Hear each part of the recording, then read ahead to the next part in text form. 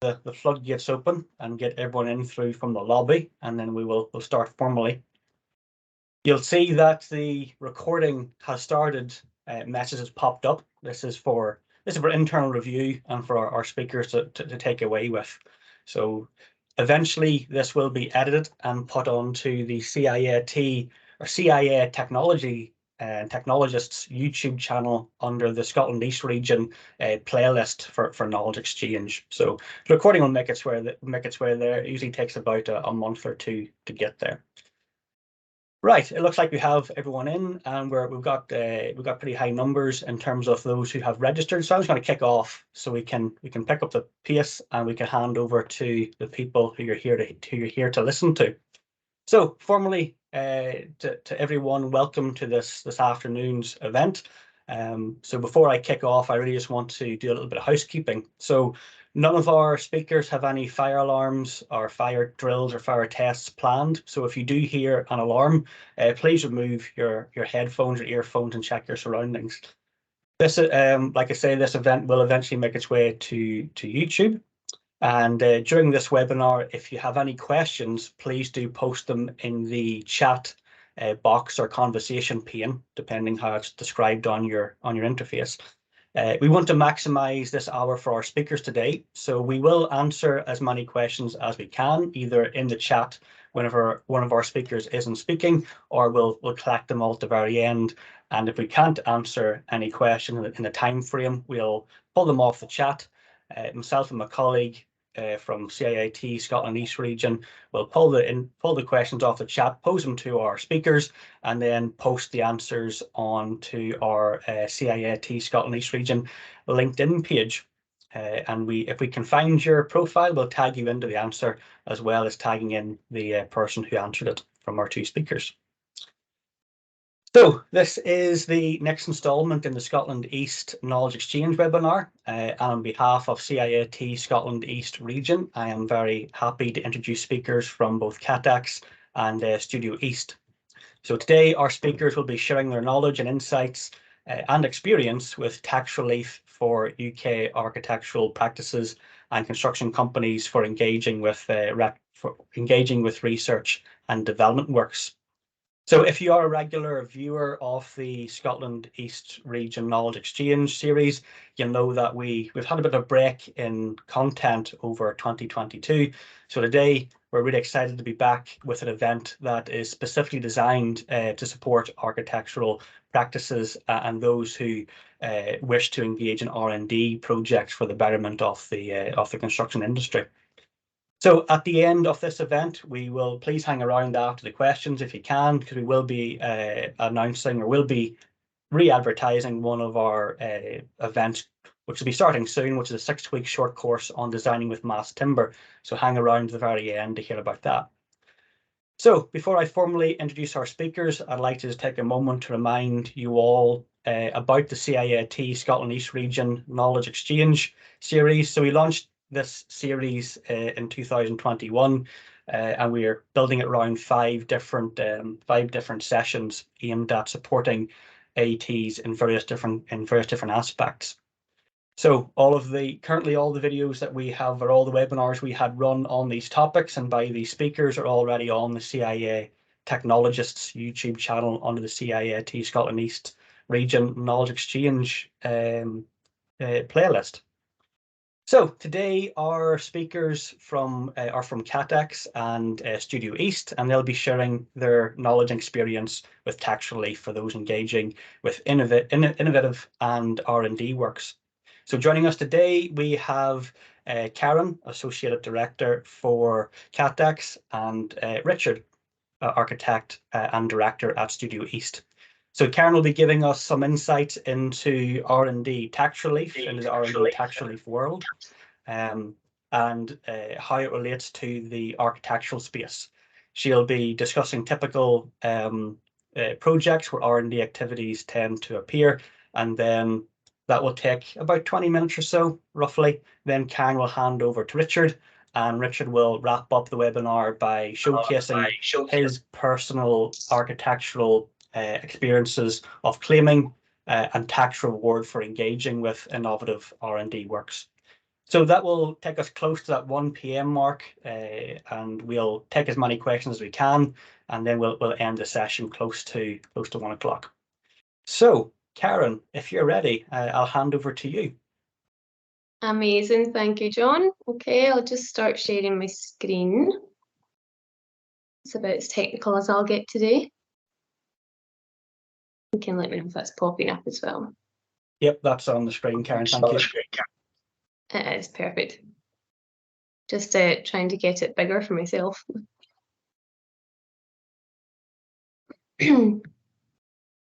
Okay, we'll just. Is there any? Am I just being really blonde here?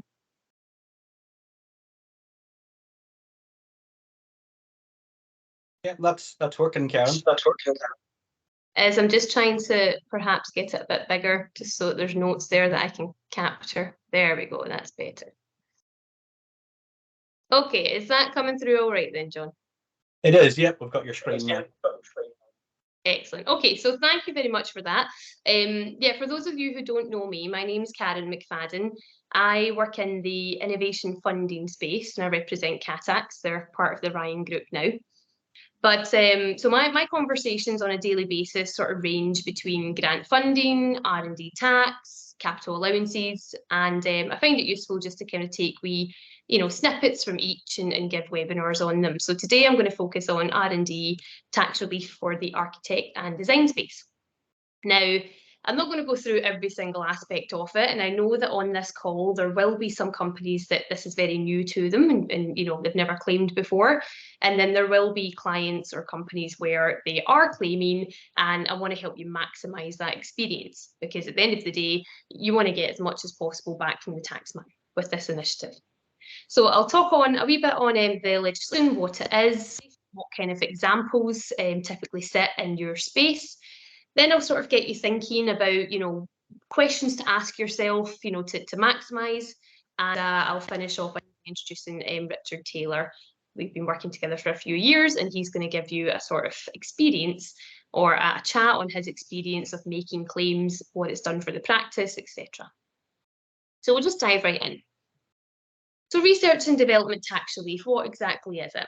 Well, basically, HMRC's definition is you need to be finding, using, or creating an advance in the field of science or technology. So what does that actually mean? Basically, you're being rewarded for pushing innovation within your space, okay, and also from within the UK.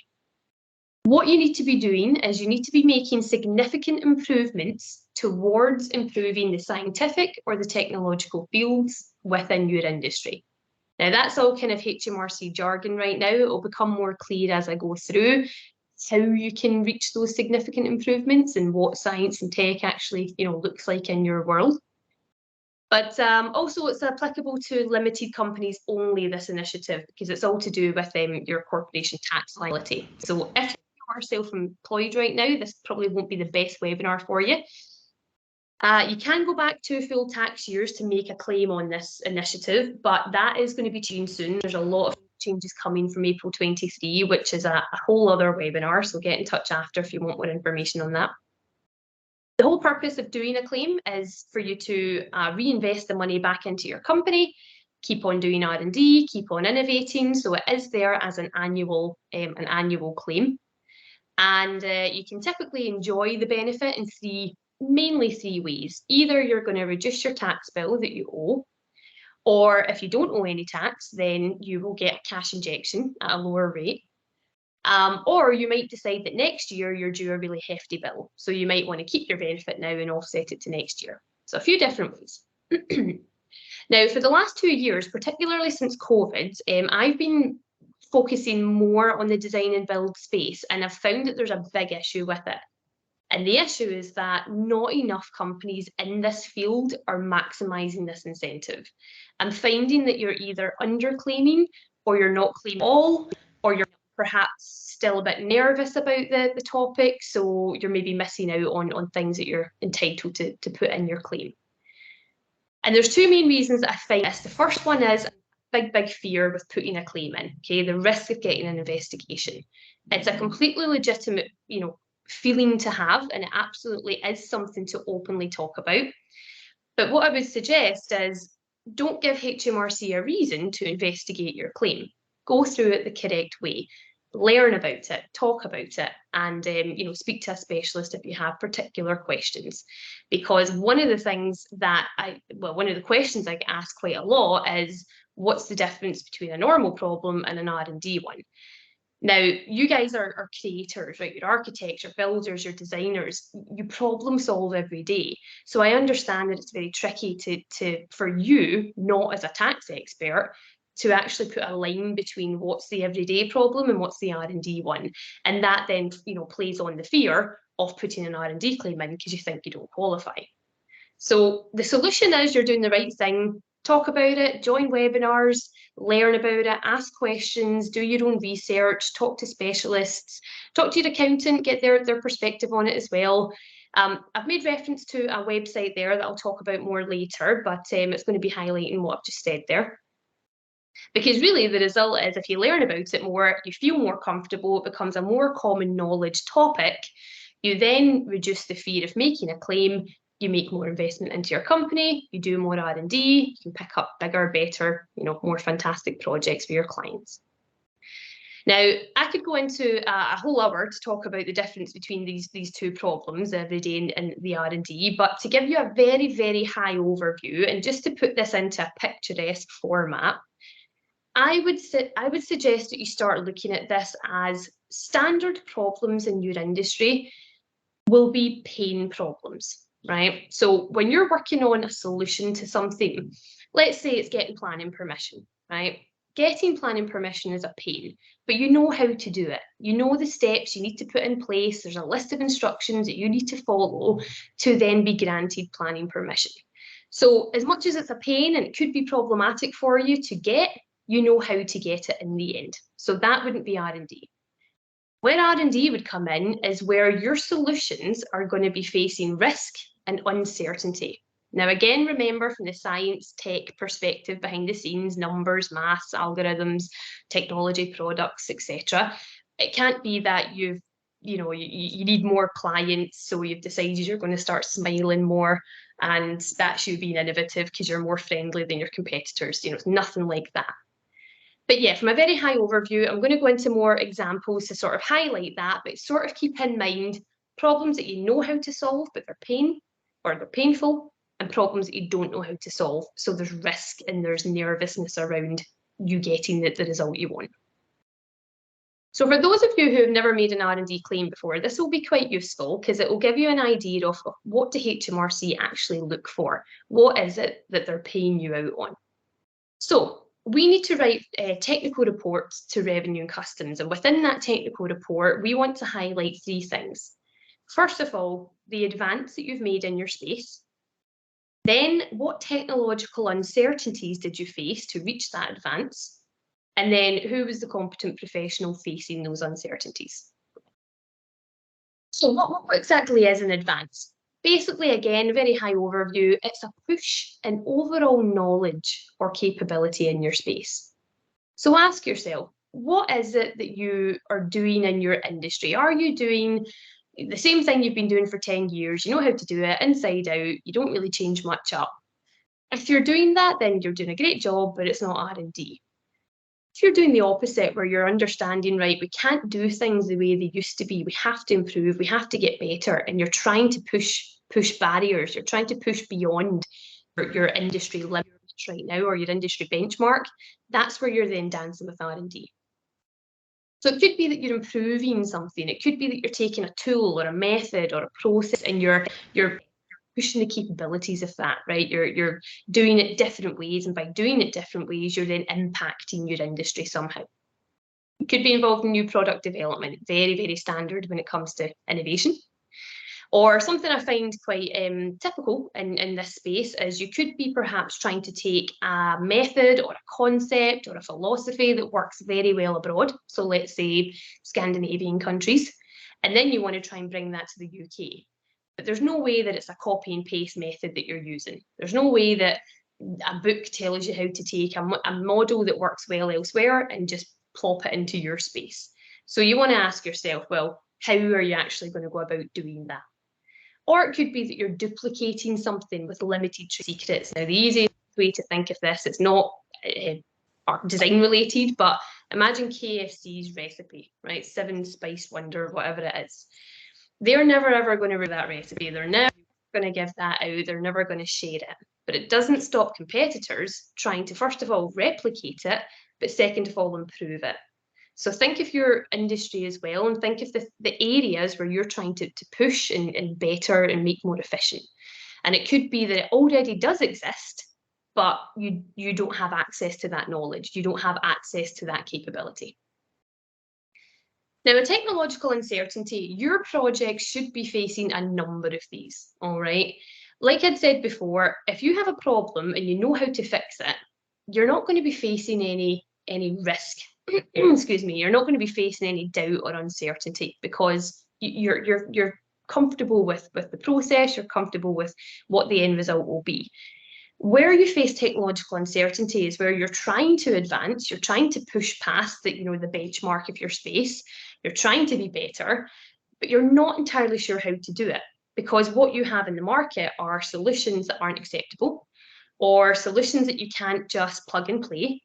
And that's what I've mentioned there by not readily deducible by off-the-shelf solutions. So you've got things that exist right now, but aren't efficient enough or effective enough to get your desired outcome.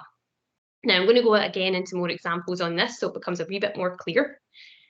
Now, to finish off, a competent professional. So we basically need to have people within your company who are facing those technological uncertainties, okay? So it can't be your sales guys or your marketing guys that are going through these problems. It needs to be professionals that are completely competent and confident in your space. They've got experience, they've got knowledge, perhaps they've got degrees, etc. But they're the ones that will know and understand your market, and they'll be the ones to understand, can we use available solutions, or are we going to have to think outside the box here? So I'm going to go into, excuse me, 8 examples of R&D. Now, I'm not going to deep dive into them. This is really just to give you a snippet and give you a wee bit of insight, because I want you leaving this conversation going, do you know what, we are involved in that space, but we've never really looked at it from an R&D perspective. So remember this sentence: research and development occurs in an architectural project when a design seeks to resolve a scientific or a technological uncertainty. So all of the R&D work is going to be in your design to improve your space, okay? Now, again, like I said, your competent professional, they'll know the difference between if this is applicable through off-the-shelf solutions, or are you going to have to be a bit more adventurous? Are you going to have to think outside the box? I'll touch on a few to start. Passive house. Now, 5 years ago, this concept would have been absolutely R&D, on the point, no questions asked. However, now it's becoming more common practice, more common knowledge. There's a lot more available information about it in your space. However, where it touches R&D is where you can't use the same copy and paste method for 2 projects. So, very easy example, a passive house residential building that houses 5 people will be designed in a very different way to a leisure centre that houses 500 people a day. Okay, so think about the complexities beyond that and figure out, and that's a room for discussion. Sustainability and building performance. So I understand that you folk need to improve the performance of buildings. That's the whole point of net zero, reducing carbon. You want buildings to perform better, smarter.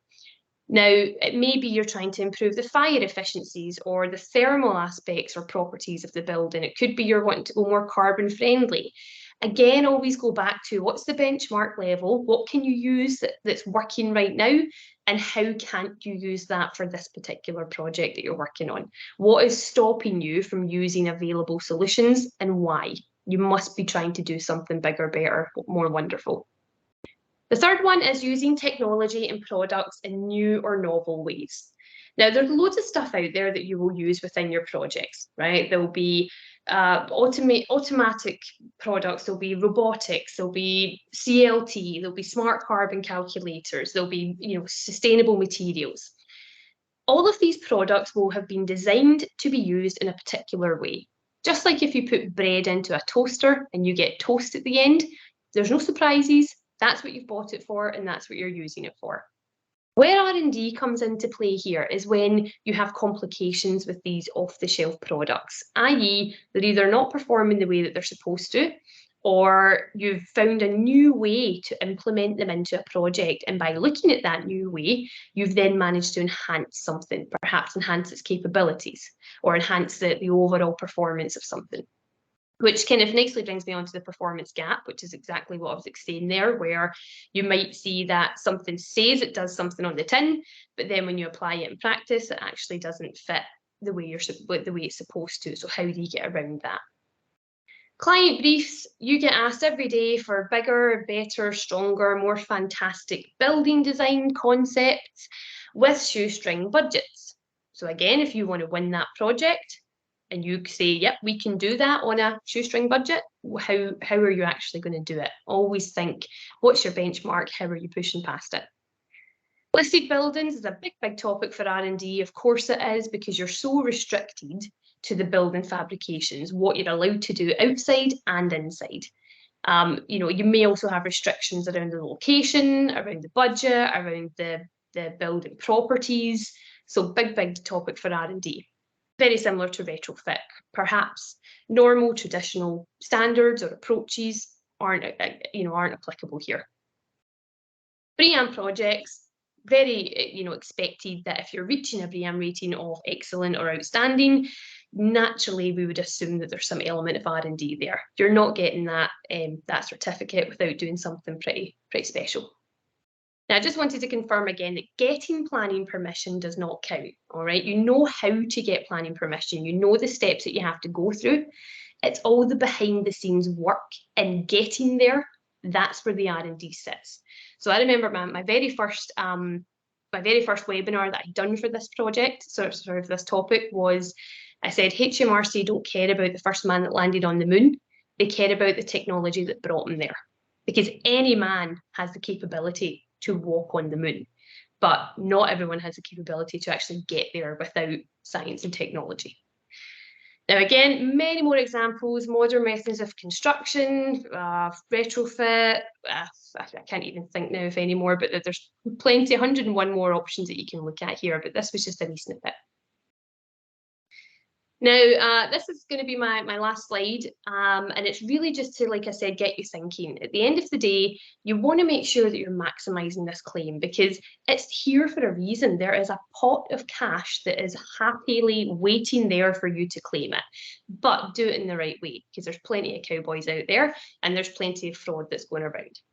But what I would say is, don't assume that your projects don't qualify.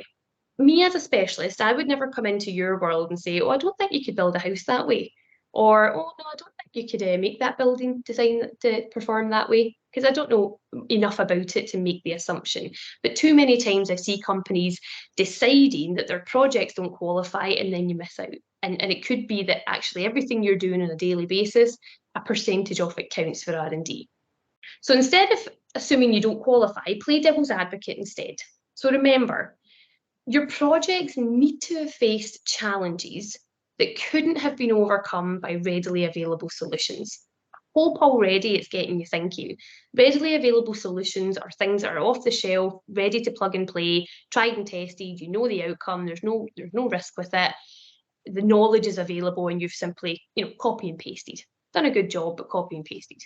Think of the solution, think of the times where it's been the opposite to that. Now, the stuff we talked about in the previous slide, ask yourself those kind of questions, but also sort of say, why wasn't my original design feasible? So what was the benchmark? Why couldn't you use a copy and paste method for this particular building or project or concept? Again, what would be the standard process? So normally, if it was a building, a 5-person residential building, how would you normally do that? And then what were the restrictions why you couldn't do it in this particular sense? How did you overcome those issues? Again, ask yourself, did I use available knowledge? Did I go to, a journal, or did I go online and find ways to do it and it worked? Or did you actually have to come up with new concepts, new ways, more adventurous ways of doing it? Again, was there any discrepancies between what I designed and the as-built performance, kind of going back to the performance gap? Look at BREEAM ratings, look at how you've managed to push the building's performance, the efficiency within it. Ask yourself, what did industry normally do in this scenario, and what have I done, and how is my way better, or how is it more advanced? And always kind of look at the products and the sustainable materials around you. At the end of the day, we're trying to get to net zero. We're trying to improve the carbon footprint. We cannot continue to do things the way they used to be. So how are you improving on that? What is it you're doing to maximize? So that is me almost at 20 minutes. I'm at 19 and a half seconds. I timed myself. But really, summary, what I want you to do is I want you to go away and think about your projects over the last 2 years, because it's absolutely worth a conversation. Don't assume that you don't qualify. And my biggest piece of advice is speak to a specialist, and actually, if they get the vibe that there could be something there, even though you'll be nervous at the beginning, go through the process. Because always remember, a specialist is never going to put something through, well, a good specialist, sorry, is never going to put something through the books if they feel nervous about it. Because the second that HMRC puts a red mark against that claim, it's a red mark against the specialist's name. And we don't want that. We in an industry do not want that. So begin the process with them if they feel like there's potential there.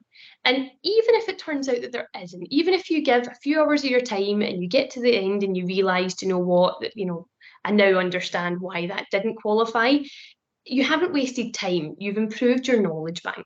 Okay, because it helps you pipeline your future projects. It helps you understand, right, now I understand why this wouldn't qualify, but we're working on a project over the next 12 months that absolutely will. So it kind of builds you up. It sort of helps you look at, the future projects. Now, I'm just going to finish very quickly on innovationinsights.uk. Like I said at the beginning, my world is innovation funding. So my conversations vary every day, and I probably get asked 101 questions every week about different subjects that are about getting money into the business, or claiming money back, or getting money reduced, through buildings or through patents, whatever it may be. And I know that these conversations can be really, really overwhelming. They can be really, if you read, HMRC website, or you were to read tax columns, tax is not sexy. It's not a very, grabbing attention topic. But you can learn about them in a really smart way. And I find that would be through, explainer videos and quick content and, client experiences, which is exactly what I'm bringing Richard on for next. So I'll be launching this at the end of April. I'll pop it all out to you and you can sort of check it out. And the whole point of it is to really give you an inside look into my world, understand, the conversations that I have more, and if they benefit you in any way, then super.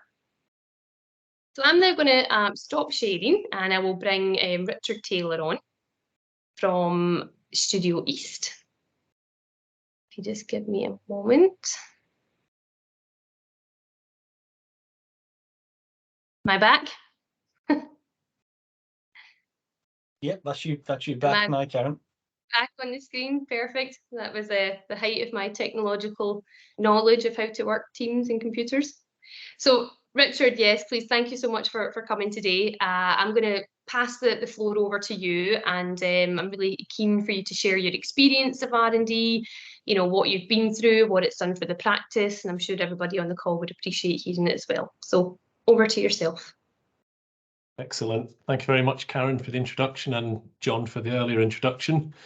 Yeah, so I'm going to speak about R&D from the viewpoint of a small architecture practice.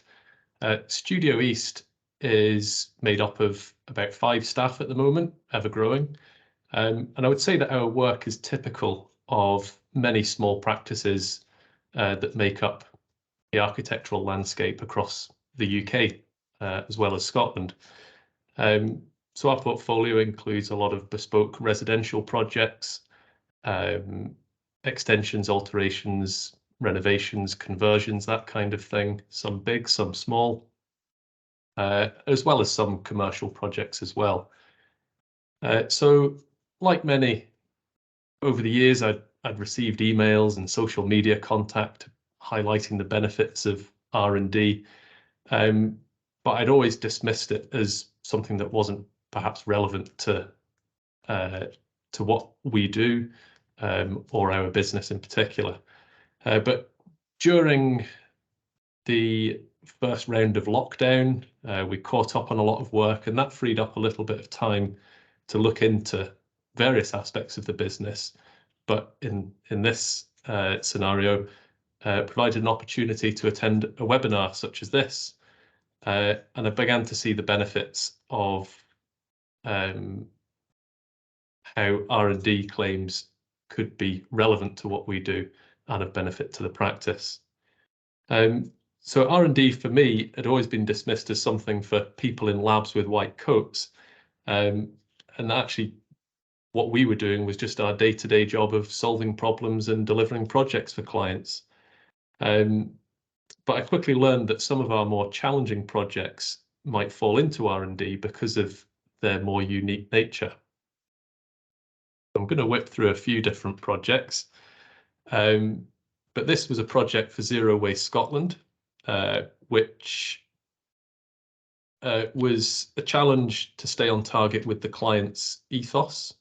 Being Zero Waste Scotland, sustainability, reuse of materials, all that kind of stuff was really something that was going to be quite at the fore of this project.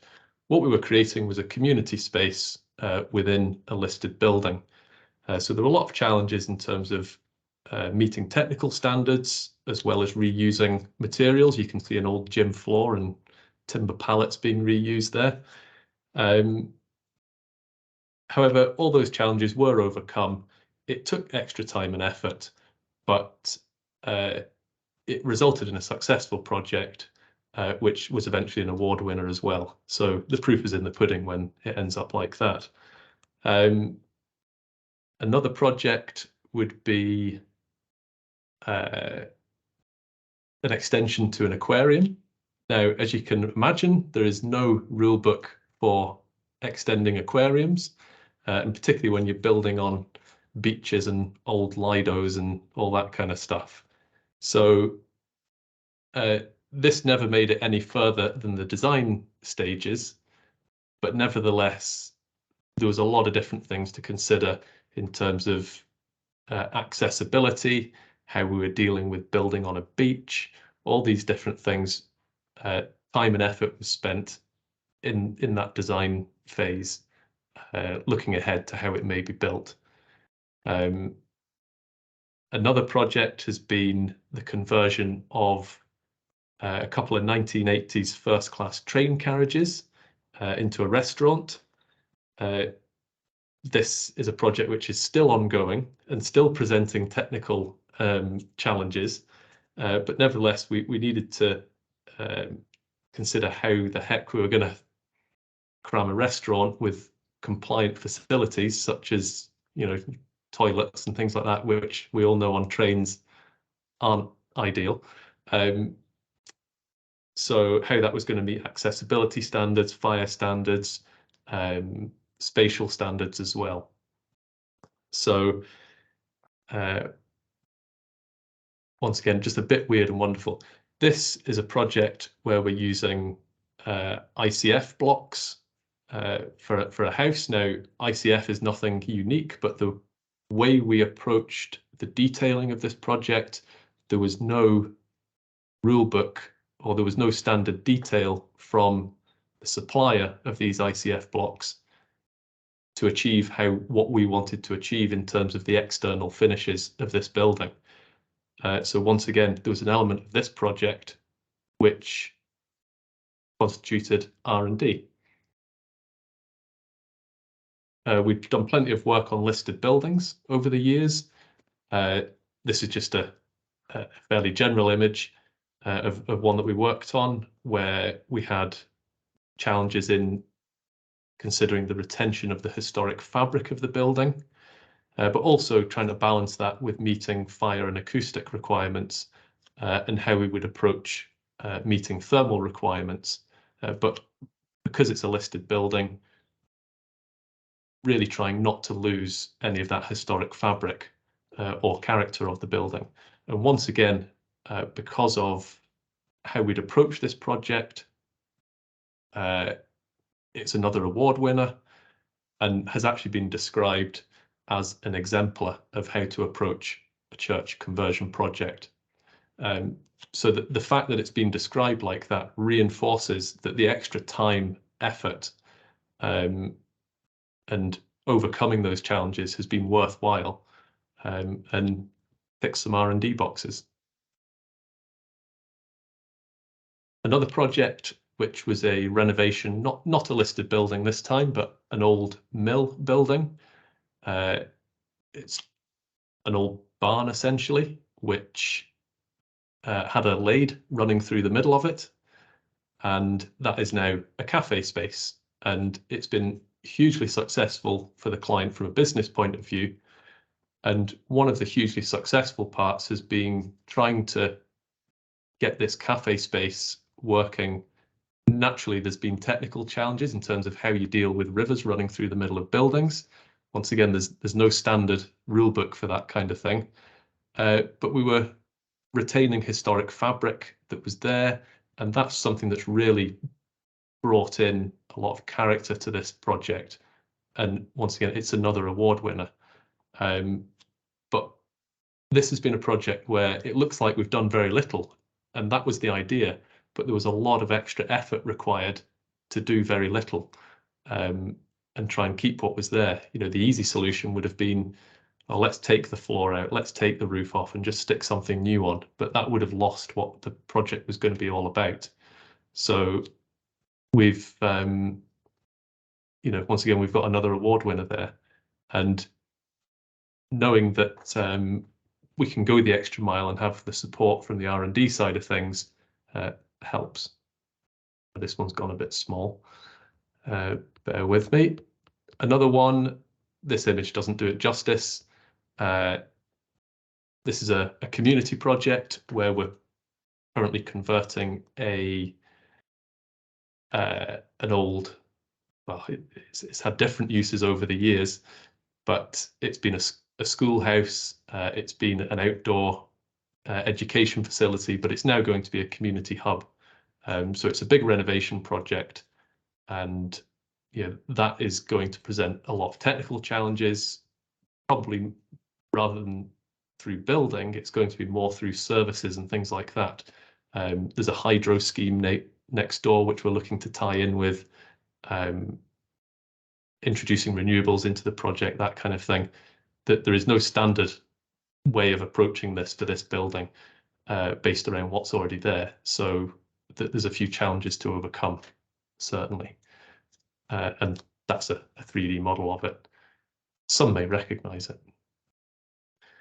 And I'm going to finish on this picture in terms of examples, just because it's a nice project that's just been completed recently, but it's not R&D. It's a great looking building. It's got a few funky things going on in terms of design, both on the outside and the inside, but all of it was pretty standard stuff. Yeah, there's some engineering gymnastics that have had to happen and things like that, but nothing that an engineer couldn't deal with in their day-to-day work. And from a design point of view, looks great depending on what your taste is, but it was pretty bog standard. So yeah, we keep that in mind as well when we're approaching the R&D side of things. Now, Karen, how do I get rid of my my screen and stop sharing? I actually just clicked the X. Or John, if you want to work some magic and just steal it back. Yeah, I've just stole it back. Oh, here we go. Am I back on now? Am I? Yeah. So you've seen a few examples of the kind of projects that we're working on, and that's a very sort of small selection of what we do, but they're some of the more weird and wonderful things. But being able to identify the R&D elements of these projects has given us the confidence to take on the challenge when a client approaches us with something a little bit different. So inevitably, These projects are more time-consuming, unpredictable, and perhaps ultimately less profitable as a business. But knowing an R&D claim is a possibility and ultimately will make a job more profitable, that's encouraged us to be enthusiastic about this type of work and go the extra mile. And as you've heard with the examples, it results in a successful project, which has seen us get awards and things like that. So for a small practice, the R&D tax relief makes a big difference. Now it's varied over the years. Some years, depending on what's been going on, we've made almost 50% savings on our corporation tax, and it's varied up and down from there depending on what's happening. But it really does depend on what work you're taking on that year. And I've had a relationship with Catax now, probably spanning 5 tax years, and there's always been something through the year that they've managed to help out with. I'm by no means an accounting or tax expert, and it's down to Catax. They've guided us through every step of the process. So they review the relevant projects and also the irrelevant ones. We get told when something isn't R&D as well, and help formulating the detailed description of projects, pulling together all the necessary financial data, handling the liaison with accountants as well, is all covered by those guys. And yeah, it's one less thing for me to have to deal with. So it all helps.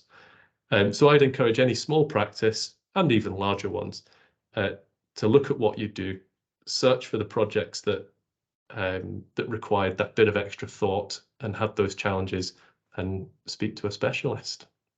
So that's all I've got to say for now. And I can probably hand you back to John, I think, at this stage. Yeah, superb. Well, thank you very much.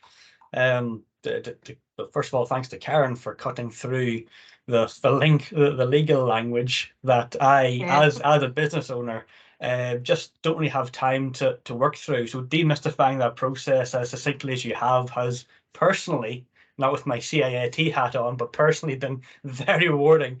And thank you, Richard, for taking us through your very, very interesting precedence projects and adding more context to help us, and probably help many of us in the event today, to define what could be an eligible claim. For me, well, the message, I think, for me was very clear, that many of us in this part of the industry find ourselves on the thin edge of the kind of architectural and technology world of and technical world of construction, but we are, as our job dictates, we are so focused on just making it a reality that we can really lose sight of just how innovative we are being at any one point in time. And at the core, we are all problem solvers, and that tends to mean that we are more involved in R&D than we might think. So certainly, I think the take-home message for me, well, my own company specifically, was whenever we find ourselves doing kind of rapid prototyping or working with new or unproven materials or technology, or as Richard said, methods or approaches or processes, or working on an R&D project with a national research centre like Richard did with Zero Waste Scotland.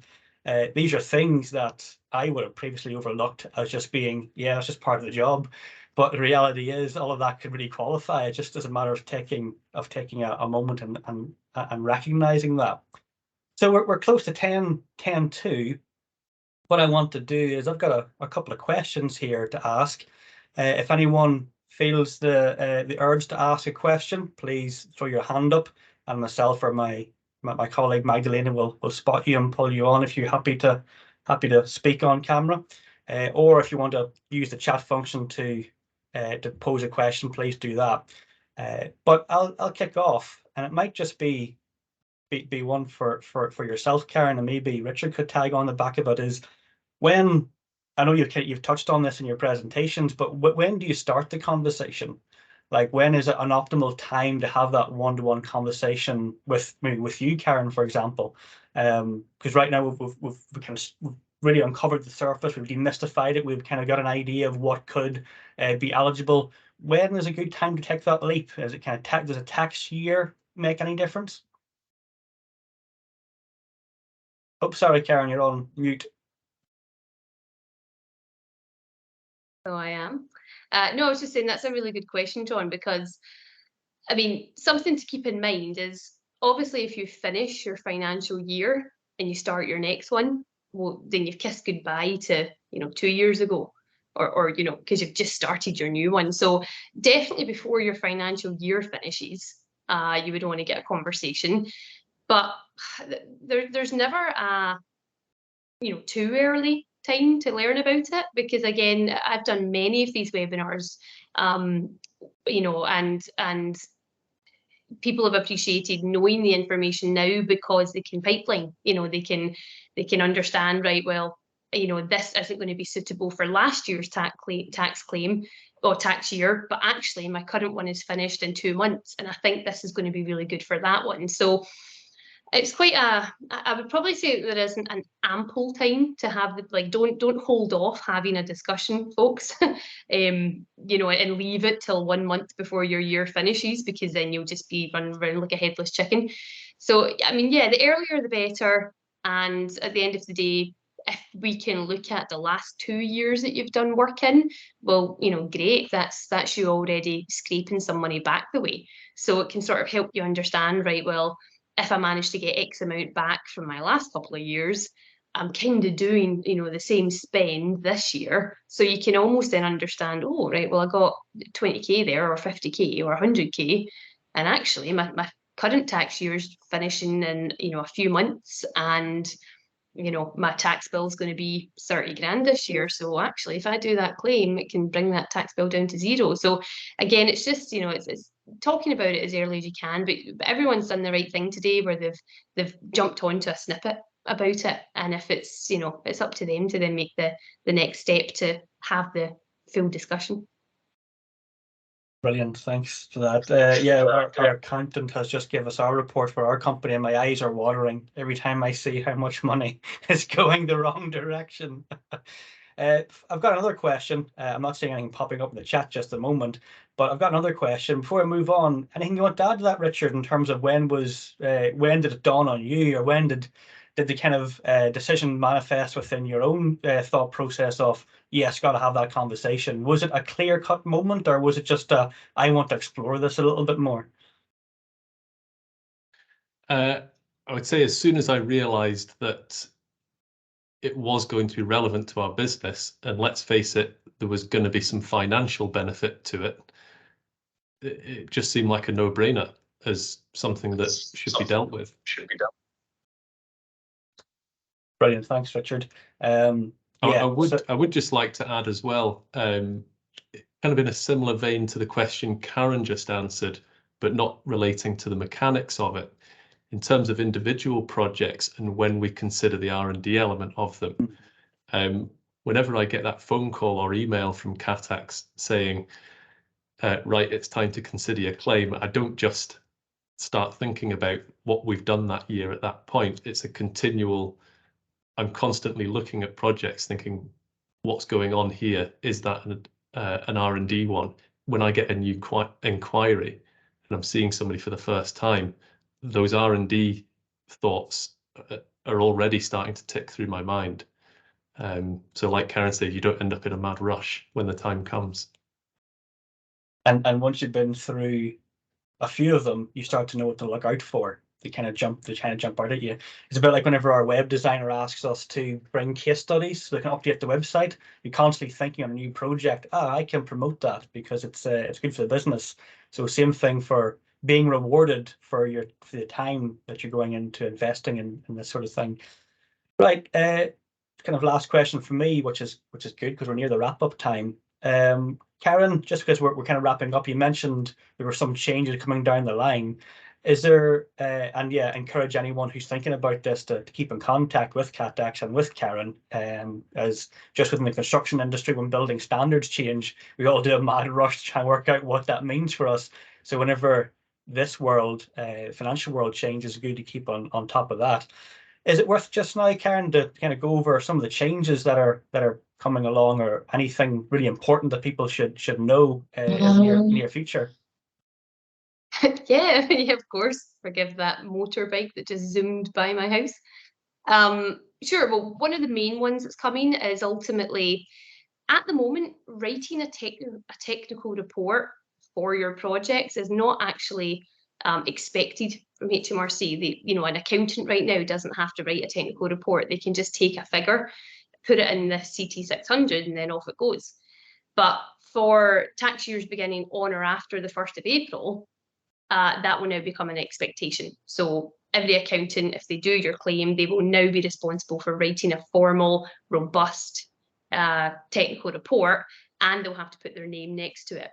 So for accountants, if this isn't an area that they're 100% specialised in, if they don't have a department that's expert for it, it may be something that may be a nervous conversation for them. So I would encourage, if you're using your accountant, just have a chat with them to understand how comfortable are they with these changes coming.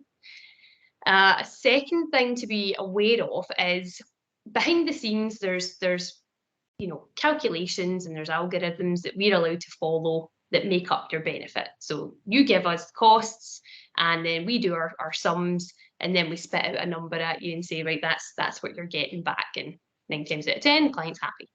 But what's happening for all expenditure, so every penny that you spend on your R&D projects from April this year, 1st of April, it will be calculated at a different rate. And for anyone that goes through the SME scheme, so the Small Medium Enterprise scheme, that rate is going to go down. So unfortunately, if you're a loss-making company, you're going to receive less than what you did in your previous or current year. And if you're a profit-making company, you'll still receive a little bit less, but it won't be as big an impact. Companies that are going to benefit from this calculation change, this benefit rate difference, will be those that go through the RDEC scheme. So those are companies that are sort of more corporate, large giants, but also companies that use grant funding, because it sort of changes the T's and C's of your claim. And that's actually going to be enhanced. So typically right now, I would probably say the SME scheme is more advantageous. But after April, it's going to be the RDEC scheme, so the RDEC scheme, that will be more advantageous. Now, a part of that is going to be encouraging SMEs to apply for grant innovation funding, because the government are saying, listen, we want you to go through this better pot. Essentially, next year, they're going to streamline it into the RDEC pot anyways. It's just going to become a single scheme that you go through. So they're ultimately trying to encourage you to go for grant funding, because you'll then automatically fall into that pot. So again, there's a big conversation around, money that's available out there right now. If you're working on projects where, you're trying to do something fantangle, wonderful, then, there is money out there that you can apply for to put towards a project. So yeah, I would say if you're a loss-making company, talk to your specialist or talk to your accountant to understand how your benefit is going to change, because it will absolutely impact everybody on this call, either for the better or the worse. So just be aware of it and have a chat. And I mean, those are two main ones. Another one that would be quite useful is, I don't think it's relevant to architects, because you don't tend to use overseas subcontractors all that often. But basically right now, if you're using an overseas subcontractor as part of your project, the money you pay them, you can get a portion of that back. But again, tax years on or after 1st of April next year, that cost is now going to be scrapped. And the whole intention of it is Revenue and Customs want you to keep innovation, from within the UK. They want you to use local supply chains. So they're basically saying, if you're using overseas to save money, well, you're not going to get to enjoy as big an R&D claim. So there's, again, things to think about, things to be aware of. And, again, being connected to a specialist doesn't mean you have to work with them, but it does mean that you will be kept up to date on these things. And that's the important thing. Superb. Thanks very much, Karen. Right, I think we're just going to wrap this up then for the time being. So just to wrap up, thanks very much again to Catax and to Studio East for supporting this knowledge exchange event. And it's always recognised that not only have you given up an hour of your day, but also all the time that goes into creating the content to speak to us today. So I would just encourage anyone to reach out to Catax and Karen if they want to have that conversation. LinkedIn is a good method to kind of start that conversation. That's how I personally came across Karen after our accountant had told us that we may be eligible for some things. So, right, we're at the 12 o'clock mark, or just about. So at the very start, I mentioned I wanted to kind of re-promote an event that we're supporting. So Scotland East and Scotland West regions have collaborated with the Mass Timber Academy, which is the UK's only independent education provider to specialise in the fast-growing subject of to produce bespoke mass timber systems. So here we have a 6-part course comprising of extensive information on each of the solid laminated timber systems that we use today. So the course is entitled Mass Timber Revolution. Again, 6-part course, takes place on fortnightly intervals between Wednesday the 19th of April and Wednesday the 20th of June this year. So each 1 hour session will be from 1 o'clock to 2 o'clock and will address the manufacturing, design, detailing, specification and construction of different solid laminated mass timber systems, the times for Q&A for the attendees. So attendees will also have access to some highly relevant bonus material. So places for AT members, architectural technologist members and affiliates can book during this link. And if you are a member of CIAT, there is discounts applicable for that. So that is all I want to cover. Again, thanks to both of our speakers today, and thank you to everyone who attended. Hopefully you found something